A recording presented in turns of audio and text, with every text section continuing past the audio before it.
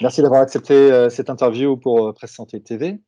Voilà, vous êtes, auteur de livres, vous êtes réalisateur de documentaires. En 2014, vous avez déjà sorti un documentaire qui s'appelait «À quoi rêve jeune fille». En 2018, vous en avez fait un autre qui s'appelle, «Là où les putains, ne n'existent pas».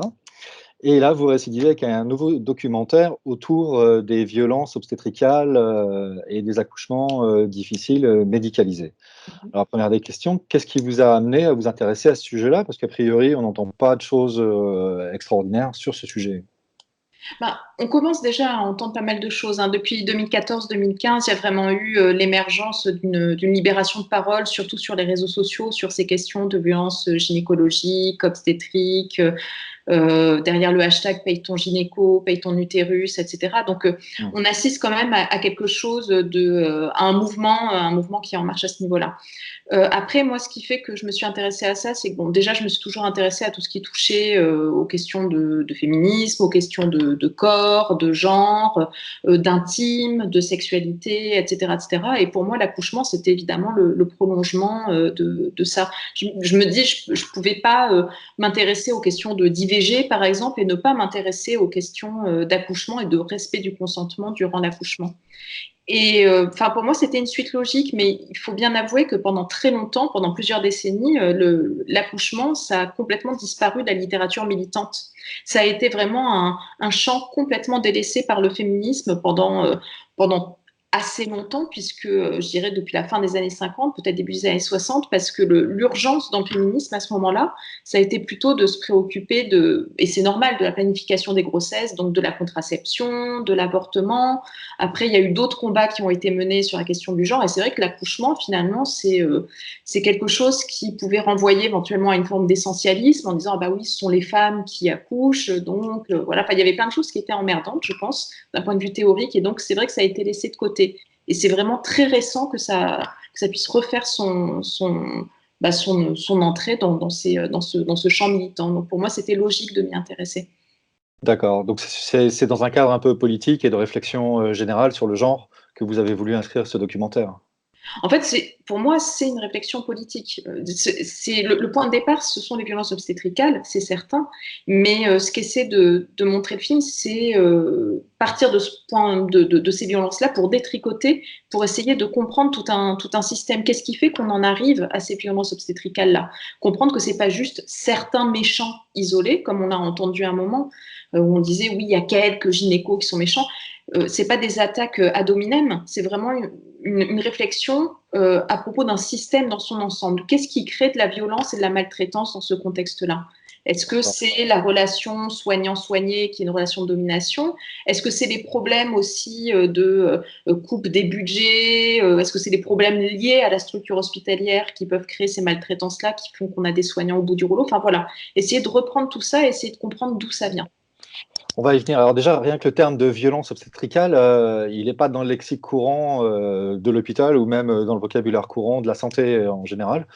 Le terme même pose un peu problème parce qu'on pourrait se dire que, voilà, en Occident, en France, on doit avoir les taux de mortalité, infantile les plus faibles à l'accouchement, enfants et mères évidemment. Donc a priori, tous les processus médicaux qui sont mis en place lors de l'accouchement sont réfléchis, justifiés, absolument normaux et dans l'intérêt de la mère et de l'enfant et puis de l'accouchement qui est le but, c'est que de mettre un enfant, vivant, au monde.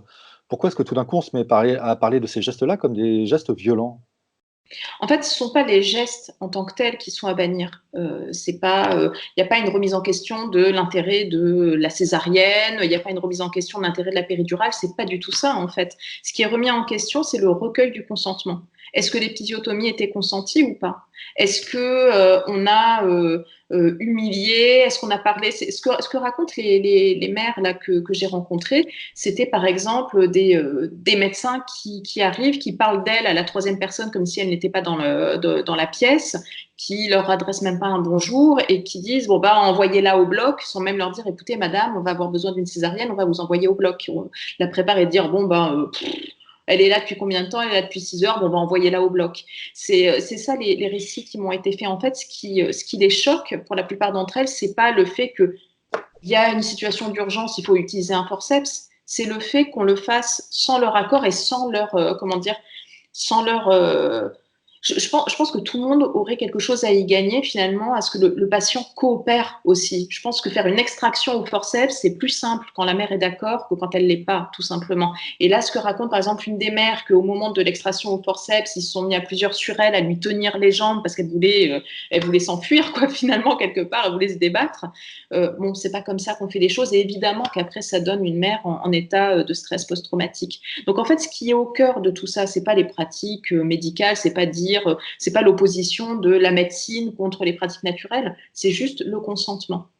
Oui, bien sûr, ouais, la question du consentement, il y a des témoignages dans le documentaire qui sont bouleversants vraiment. Il y a des femmes d'ailleurs, vous parlez du consentement, il y a des femmes qui parlent de leur accouchement en termes, d'abus, de viol, et il y a même ce passage très, très fort où je crois que je sais pas si elle est psychologue, où une femme dit que certaines femmes vivent leur accouchement comme si elles avaient vécu un traumatisme sexuel, une agression, un viol, et qu'il y a des séquelles psychologiques qui sont de cet ordre-là, de l'ordre du traumatisme. C'est quand même extrêmement brutal. Alors le terme viol, il est dur à entendre pour les soignants, parce qu'évidemment que eux ne sont pas dans une optique sexuelle et qu'évidemment ils ne sont pas dans une optique d'abuser sexuellement de l'autre. Donc pour eux, le terme viol ne fonctionne pas parce qu'ils ont désexualisé la situation. Mais ce qu'il faut quand même constater, c'est que la plupart des mères qui viennent là, elles n'ont pas forcément désexualisé leur vagin, et d'une. Et en plus, elles vivent, je dirais, dans leur suite d'accouchement, dans les 2 années qui suivent, elles vont avoir des symptômes qui ressemblent fortement à des symptômes post-agression sexuelle, post-viol, par exemple, des contractures du périnée, des choses qui rendent impossible ensuite tous les rapports, des flashs, des bourdonnements d'oreilles aussi, ça on en a rapporté plusieurs. Donc, le terme viol, évidemment, qu'il est violent pour les soignants, parce que personne n'a envie d'être violent, je pense, quand on part au travail. Et d'ailleurs, le terme violence obstétricale, c'est vrai qu'il fait débat.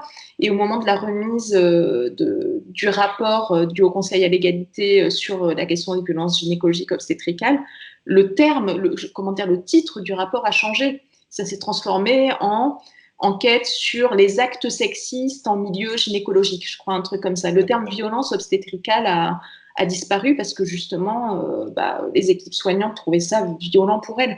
Mais ce qu'il faut bien comprendre, c'est que évidemment qu'on n'accuse pas tous les, enfin qu'il y a des sages-femmes formidables et qu'il y a de très bons obstétriciens et qu'il y a des super aides-soignants. Les aides-soignants aussi sont là pendant l'accouchement. Évidemment qu'il y a des gens qui sont fantastiques, mais c'est pas parce qu'on dénonce une violence que on dit que c'est comme ça partout. C'est comme pour la sexualité, c'est pas parce qu'on dénonce des viols que ça veut dire que tous les hommes sont des violeurs ou que ça veut dire que tout rapport sexuel est nécessairement violent. Voilà. Donc, je pense qu'il y a une nécessité quand même de prendre acte de cette notion-là, de se dire, OK, ça existe, les violences obstétricales, faisons front tous ensemble et tout ensemble pour que ça D'accord. n'existe plus.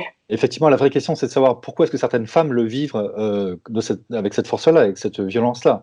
Alors, dans votre documentaire, vous avez fait très bien le travail, vous avez interrogé des médecins, notamment Israël Nissen, qui est le président, du syndicat national des médecins obstétriques, obstétriciens, gynécologues. National des obstétriciens et gynécologues français. Ah, Pas des président de personnels. Saint-Goff, qui est un syndicat différent, qui a bien des soucis au niveau de l'IVG, là, d'ailleurs, en ce moment. Ah oui, oui. Et des personnels soignants, et à les écouter quasiment, pour eux, la cause de tous ces défaillances, c'est un problème de moyens, dans les hôpitaux, c'est un problème, clairement de personnel, de rythme aussi, d'accouchement qui est phénoménal. Quand un seul médecin doit gérer, 50 accouchements, en 24 heures, et ben, il peut pas, ainsi de suite. Donc est-ce que c'est ça uniquement le problème d'après vous? C'est un problème de moyens? Alors, ce n'est pas uniquement le problème, sinon les violences gynécologiques obstétricales, finalement, elles se retrouveraient dans tous les autres secteurs de la médecine. Or, on se rend compte qu'il y a quand même des spécificités quand même à ces violences-là qui se passent. Il y a quand même des spécificités, on va dire, qui trouvent un fondement sexiste dans cette affaire. Donc, mais ce que dit Israël Nizan, c'est tout à fait vrai. Effectivement, il y a des problèmes de budget. Effectivement, dans un hôpital comme le CHU de Pellegrin à Bordeaux, où ils font 5000 accouchements par an, qui sont tous à bout, qui sont tous épuisés, qu'il y a des situations d'urgence où il faut faire le choix entre quelle césarienne est la bonne et qui font plouf-plouf pour savoir, bon, c'est elle qu'on va faire passer en premier au bloc. Évidemment qu'il y a des situations comme ça qui peuvent créer des situations de violence. Mais ce qui est quand même important, ce que relève la dame du SIAN, qui est Anne Evrard, qui est une des cofondatrices du CIAN, ce qu'elle relève quand même et qui est vrai, c'est que dans la plupart des cas qu'elle étudie au moment des recours, des plaintes, des conciliations entre les mères et les maternités, ce qu'elle observe quand même, c'est que la plupart du temps, il n'y avait pas de situation d'urgence, il n'y avait pas de caractère d'urgence. Le bébé, en général, n'était pas en souffrance fétale, la mère n'était pas en train de mourir. Donc, ce qu'elle relève, c'est que c'est quand même pas, en général, c'est pas ça qui est pointé du doigt. Maintenant, il a raison, Israël Nizan, de condamner, de déplorer toutes ces coupes budgétaires. On voit bien en ce moment, c'est d'actualité, on voit bien que dans l'ensemble de l'hôpital, les urgences, enfin, on voit bien que c'est quand même assez scandaleux ce qui se passe, donc bien sûr. Et Effectivement, même les sages-femmes, elles font des gardes, elles font pas des gardes de 8 heures, elles font des gardes de 12 heures, elles font des gardes de 12 heures, et c'est pas comme les médecins font des gardes de 24 heures. Bon, voilà, c'est encore pire, mais on va dire, bon, ils ont peut-être une petite piole de temps en temps pour s'allonger s'il y a besoin quand ils sont de garde. Voilà, elles restent 12 heures, 12 heures, 12 heures en activité tout le temps, enfin, de nuit. Il y a très peu de gens qui tiendraient finalement ce rythme, et elles sont probablement pas assez considérées, pas assez payées, enfin, voilà, donc oui, évidemment qu'il y a quand même des difficultés à ce niveau-là qui sont indéniables. Et c'est pareil pour les aides-soignants, par ailleurs, hein. Les aides-soignants, ils sont là, ils calent aussi leur garde sur le rythme des sages-femmes, donc ils sont là aussi 12 heures, ils sont aussi peu payés. Enfin, oui, évidemment que c'est des situations qui sont pas enviables. d'accord. Mais donc les moyens, c'est la solution? Les Les mo moyens, ce n'est pas la solution, bien sûr que non, puisqu'il y a vraiment des spécificités qui trouvent un fondement sexiste dans les violences obstétricales et gynécologiques. Par exemple, la question de l'anesthésie, elle est assez intéressante. Il y a pas mal de femmes qui m'ont rapporté des césariennes sans anesthésie, des épisios sans anesthésie. Ça, c'est quand même, sans anesthésie locale, c'est quand même très, très, très fréquent parmi tous les témoignages que j'ai recueillis. Bon, personne, en fait, dans n'importe quel autre service, dans n'importe quelle autre discipline médicale, personne ne va se faire opérer sans anesthésie, même en situation d'urgence. On va toujours trouver le moyen de faire une anesthésie. Là, des césariennes sans anesthésie, on m'en a quand même rapporté, parce qu'il y avait une situation d'urgence, mais on se ne serait jamais permis ça dans n'importe quel autre service.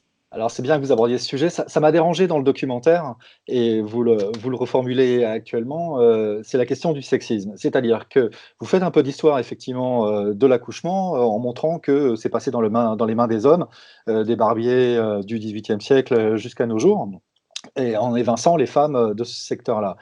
Et alors je me dis, que dans votre discours donc, si ces violences sont faites aux femmes, c'est parce que ce sont des hommes, hein, qui sont en blouse blanche et qui font ça sur les femmes. Et donc, il y a bien des femmes qui sont C'est pas, médecins. c'est pas si simple que ça. Évidemment qu'il y a des femmes qui sont médecins et il y a des femmes qui peuvent être maltraitantes, là où il y a des hommes gynécos qui peuvent être bienveillants et bien traitants. Oui, c'est parfait. C'est pas ça. C'est pour ça que c'est pas une dénonciation ad hominem ou ad féminam, là, en l'occurrence. C'est une dénonciation d'un système en général et d'une façon de penser.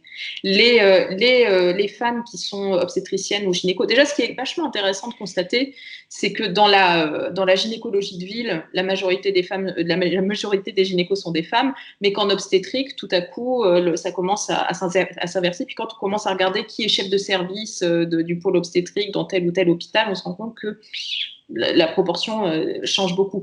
Regardez la composition aussi de l'ordre des médecins. Compter le nombre de femmes dans l'ordre des médecins, compter le nombre d'hommes. Donc, bon, voilà.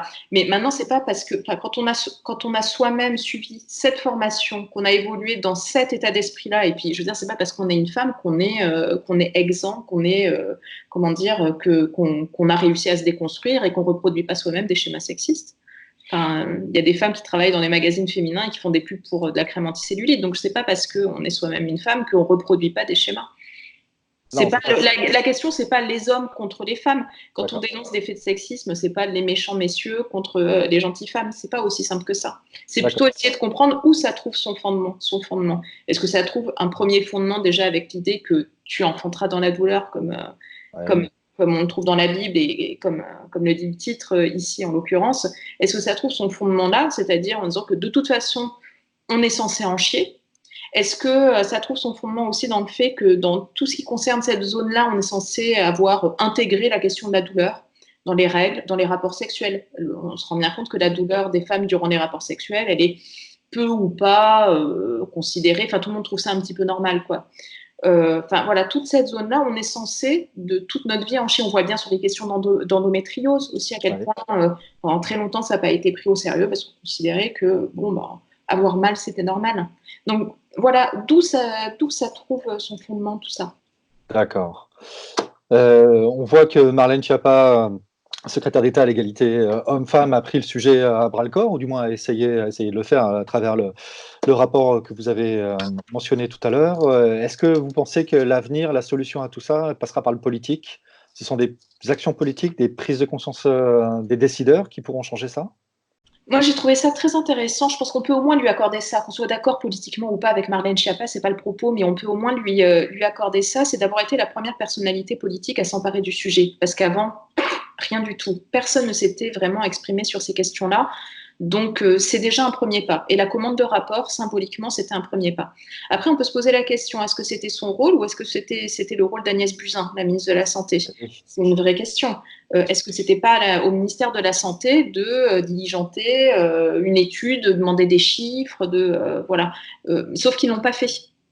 Et Mmh. ils l'ont pas fait, et ils n'ont pas suivi le mouvement non plus. Ils se sont pas empressés de le faire, ils se sont pas dit, ah bah tiens, on va se rallier à Marlène Schiappa, on va essayer de commander une étude ensemble pour avoir des chiffres un petit peu plus sérieux. Parce qu'au final, le rapport, il est très bien, il est très intéressant, et il décrypte bien toutes ces violences. Mais en termes de chiffres, on est toujours très pauvre. On n'a toujours pas, comme ça a pu être fait en Italie, on n'a toujours pas d'études sérieuses sur est-ce que telle épisiotomie vous a été faite sans consentement ou avec consentement, est-ce qu'on vous a alerté de tel ou tel geste, etc. Tous ces chiffres-là, on ne les a pas, nous, en France. Ça aurait été intéressant de savoir. On a des chiffres par maternité, on sait quel est le pourcentage de césariennes, ce genre de choses. Mais sur le ressenti, par exemple, on a zéro chiffre. Zéro, zéro. Donc ce serait, enfin zéro. On n'a pas assez en tout cas. Et voilà, est-ce que ça aurait été au ministère de la Santé de le faire? Probablement. Ils l'ont pas fait. C'est au final le secrétariat à l'égalité entre les hommes et les femmes qui l'a fait. Ben, c'est mieux que rien. Franchement, c'est mieux que rien. D'accord. L'Île-de-France. Ça marque quelque chose. Au moins, ça reconnaît ces actes-là, en fait. Parce D'accord. qu'avant, il faut quand même savoir qu'avant la commande de ce rapport, entre, je dirais, 2014-2015 et la commande du rapport, donc à l'été 2017, si je ne me trompe pas, ce qui s'est quand même passé, c'est que suite à cette libération de parole sur les réseaux sociaux, on a dit que ces femmes étaient des cas isolés. On a dit que pour certaines, c'était elles qui avaient interprété l'accouchement comme violent, mais que l'accouchement était violent par essence et que c'est elles qui l'ont mal vécu. On a dit que c'était des affabulatrices. On les a aussi traitées d'hystériques. Enfin voilà, on a dit des horreurs sur toutes ces femmes qui témoignaient. À partir du moment où il y a eu la commande d'un rapport officiel, c'est aussi acté officiellement l'existence de ces violences-là. Pas juste dire oui, c'est dans leur tête, ça n'existe pas. Dire ok, ces violences existent. D'accord. Et donc, que pourront faire les politiques, d'après vous? Est-ce qu'ils pourront faire quelque chose pour améliorer la situation? Dans l'idéal, ce serait quoi? Il y a déjà, je dirais, les premières retombées positives à la remise de ce rapport. C'est-à-dire qu'au moment de la commande du rapport, et on le voit bien dans le film, le CNGOF et Israël Nizan, qui représente le CNGOF, étaient plutôt hostiles à ça. Ils ne voulaient pas être auditionnés, ils ne voulaient pas y participer, etc., etc. Bon, et ben un an plus tard, il y a quand même une évolution et le CNGOF a commandé la constitution d'une commission bienveillance sur ces questions-là. L'Ordre des sages-femmes avait accueilli positivement la commande du rapport, mais je dirais qu'entre-temps, elles ont encore plus réfléchi à intégrer la question du consentement et de la bienveillance dans leur formation. Donc il y a eu des évolutions quand même positives. L'Ordre des médecins, il ne bouge pas, hein. Ça c'est clair, mais bon, voilà. Mais ça progresse quand même, ça évolue. Est-ce qu'il faut légiférer comme c'est le cas en Argentine? En Argentine, ils ont légiféré sur les violences obstétricales. D'accord. Est-ce que il faudrait avoir, moi je sais pas, j'ai pas d'études, j'ai pas machin, mais ce serait intéressant de voir est-ce que ça a eu vraiment un effet positif ou est-ce que ça n'a pas changé grand-chose. Ouais. L'une des pistes que vous avancez et que vous venez de d'énoncer maintenant, c'est le consentement, c'est-à-dire donner aux femmes la possibilité de donner leur accord sur un geste qui va être pratiqué sur elles. Mais ça voudrait dire, qu'elles sont suffisamment informées, ça voudrait dire qu'elles comprennent ce qui se passe? Parce que pour le coup, des gestes obstétricaux, sont assez pointus, sont assez techniques, ont des raisons, médicales assez longues que les médecins ont appris, durant de longues années, à l'école. Vous pensez que ça peut, suffire de leur dire: «Voilà ce qui va se passer, est-ce que vous êtes d'accord?» Mais je pense qu'on peut toujours, mais dès la grossesse, s'adresser aux femmes à un certain niveau de connaissance. C'est ce qu'a fait Lamaze dans les années 50. C'est ce qu'il a fait avec les femmes dans la polyclinique des Bluets de la CGT Métaux. C'est ce qu'il faisait. Il y avait des femmes qui étaient là qui, pour la plupart, étaient des femmes, des ouvrières, des femmes de métallo. Donc, il n'y avait pas forcément un niveau d'instruction très élevé. Il leur parlait à un certain niveau de connaissance en leur expliquant ce qui se passait dans leur corps, etc., etc. Et les choses se passaient globalement bien. Donc, moi, il me semble que oui, dès la grossesse, on peut informer, on peut donner les clés, on peut discuter aussi. C'est à ça que peut servir le projet de naissance. Le projet de naissance, c'est pas juste le déroulé du menu. Alors moi, je veux accoucher comme ci, comme ça, à la carte. C'est aussi un outil pour les équipes et les parents discuter, dire voilà, si je souhaite ça, bah, c'est peut-être aussi parce que j'ai vécu telle violence sexuelle et que donc par conséquent, il pourrait y avoir, j'ai peur qu'on me fasse ça et ça, je voudrais qu'on évite de me faire trop de toucher vaginaux, etc.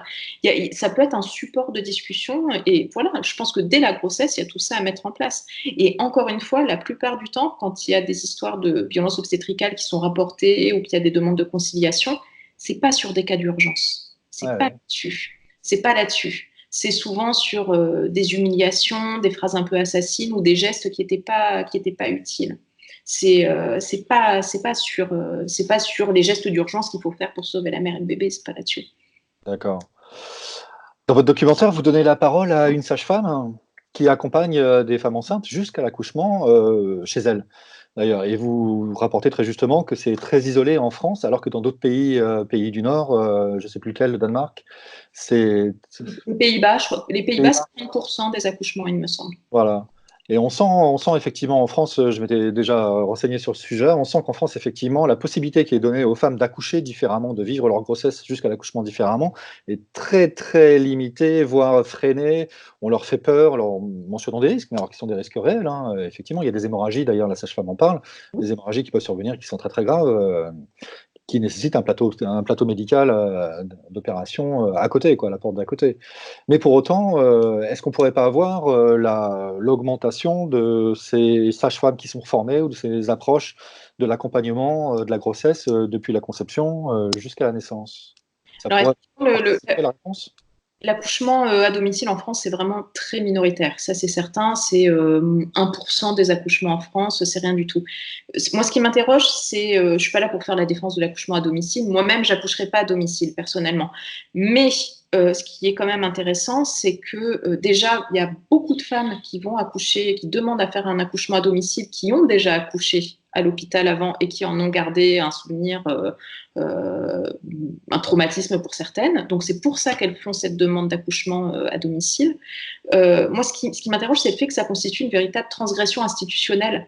Qu'est-ce qui fait que ça crispe autant? Qu'est-ce qui fait qu'on persécute presque les sages-femmes qui font les accouchements à domicile, quand les femmes sont suivies par ces sages-femmes-là, qu'elles vont faire leur inscription en maternité, parce que c'est obligatoire, parce qu'il faut bien être connu quand même, accoucher à domicile, c'est pas accoucher dans les bois toute seule, c'est accoucher quand même avec un professionnel de santé. Donc quand elles vont faire leur inscription à côté en maternité au cas où il y aurait une urgence, elles sont obligées de mentir. Elles ne peuvent pas dire qu'elles sont suivies à domicile.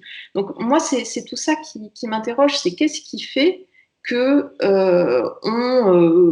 on les empêche finalement d'accoucher comme elles le souhaitent. Voilà, moi c'est ça. Et qu'est-ce qui fait qu'on empêche ces sages-femmes d'exercer pleinement ou qu'on leur demande des assurances qui sont exorbitantes ou voilà. Ça c'est pour moi c'est une vraie question. Sachant que évidemment qu'une sage-femme à domicile ne va pas suivre des grossesses pathologiques, des grossesses à risque, elle va voilà. Évidemment qu'elle sait perfuser, qu'elle sait réagir aussi en cas d'hémorragie de la délivrance, que elle va tout de suite transférer, qu'elle va pas mettre le bébé en danger. Enfin, voilà. Qu'est-ce qui fait qu'en France on bloque autant? Et je vois que dans les hôpitaux, même avec des sages-femmes qui sont hyper bienveillantes, qui vont, je sais pas, encourager leurs patientes à aller prendre un bain, ce genre de choses, même si voilà, certaines font de l'acupuncture, des choses comme ça, je Ouais. vois bien à quel point la question d'accouchement à domicile, ça crispe. Mais voilà, je pense que les femmes ne sont pas des enfants. À partir du moment où on les informe des risques, des conséquences et qu'elles font ça tout de même dans un cadre à peu près sécurisé, je vois pas pourquoi il y a même des femmes qui m'ont rapporté que on les avait menacées d'être reportées en PMI, d'être dénoncées en PMI si elles menaient à bien leur projet d'accouchement En PMI, en c'est? PMI, c'est? Pour dénoncer PMI, c'est protection maternelle, je sais plus quoi, enfin bref, pour dénoncer aussi, dire attendez, il peut y avoir éventuellement mauvais traitement, etc. Enfin, c'est quand même assez fou. Et ce qui est intéressant, c'est que la sage-femme que j'ai suivie, donc j'ai rencontré d'autres parents, qui ne sont pas forcément dans le film, mais d'autres parents. Et par exemple, j'ai rencontré un couple d'infirmiers qui travaillaient tous les deux en tant qu'infirmiers, dont une en suite de couche à la maternité du centre hospitalier de Tours, voilà. Et ce qui est assez intéressant, c'est que eux, en tant qu'infirmiers, ils ont fait cette démarche, alors qu'ils voient des femmes accoucher toute l'année, ils ont fait cette démarche de dire, vous savez quoi, on va le faire à la maison, nous. On ne va pas le faire là-bas. Donc ça fait partie des démarches que je trouve intéressantes. Voilà, je pense que les femmes ne sont pas des enfants, elles sont capables de savoir ce qui est bien pour elles, et si elles font le choix d'accoucher chez elles, c'est qu'elles ont une raison. Maintenant, moi, je ne suis pas une ayatollah de ça, chacune fait ce qu'elle veut. Je ne le ferai pas, mais je comprends qu'on puisse avoir envie de le faire. D'accord. Et une dernière question, est-ce que vous croyez qu'on pourrait résumer, tout l'angle, de votre documentaire sur l'idée que les femmes doivent se réapproprier, cet événement de leur vie, ce moment crucial, reprendre le pouvoir, hein, sur, l'accouchement alors qu'elles en ont été dépossédées, si on comprend bien ce que vous dites, par les médecins et la médecine? Est-ce que c'est ça la clé du documentaire? Moi, je l'ai un peu conclu comme ça. Pour moi, il suffit d'écouter les femmes. Voilà, c'est pour reprendre la formule. Voilà, il suffit d'écouter les femmes. C'est vraiment la première des choses à faire. C'est que les choses doivent se faire avec leur coopération, avec leur consentement. Pour moi, c'est la clé de tout. Il faut les écouter. Est-ce qu'elle veut une péridurale? Est-ce qu'elle en veut pas? Il faut pas. Et c'est pareil, il ne faut pas que ce soit comment dire, repris par des gens qui sont dans la défense du naturel à tout prix, qui disent voilà, Ouais. c'est sans péridurale, et puis l'allaitement c'est obligatoire. Moi, ça me fait toujours flipper quand on culpabilise un peu les femmes en leur disant ah bon, mais si tu n'allaites pas, c'est ça ce dont tu as besoin de bébé, etc. Moi, ça me pose toujours un problème. Moi, je suis pour le choix. Voilà, tu vas accoucher avec une péridurale, accoucher avec une péridurale. Tu veux essayer de le faire sans, eh ben on va t'encourager. Moi, j'ai accouché sans, j'aurais voulu être encouragée dans cette démarche-là. J'ai pas allaité, j'avais pas envie qu'on m'emmerde en me culpabilisant, en me disant ah t'aurais dû allaiter, voilà. Bon, je pense que chacune doit faire ses choix et que ses choix doivent être respectés. Voilà. D'accord, donc le véritable angle, c'est la liberté. C'est la liberté, exactement. C'est la liberté qui, évidemment, se heurte parfois à un principe de réalité qui est l'urgence, qui est la pathologie qu'on n'attendait pas, qui est... voilà. Évidemment que ça se heurte à un principe de réalité, mais dans un premier temps, il faut être capable de décider pour soi. Très bien, parfait. Merci beaucoup Ovidie d'avoir répondu à notre interview. Alors, dernier petit point d'information, le documentaire sera disponible sur, Arte TV le 28 juin et il sera diffusé sur Arte Et il sera diffusé sur Arte le 16 juillet le 16 juillet. à 22h30, si je ne m'abuse, et ils vont rediffuser derrière, là où les putains n'existent pas, le même soir. Voilà. Bien. Parfait, merci. Merci.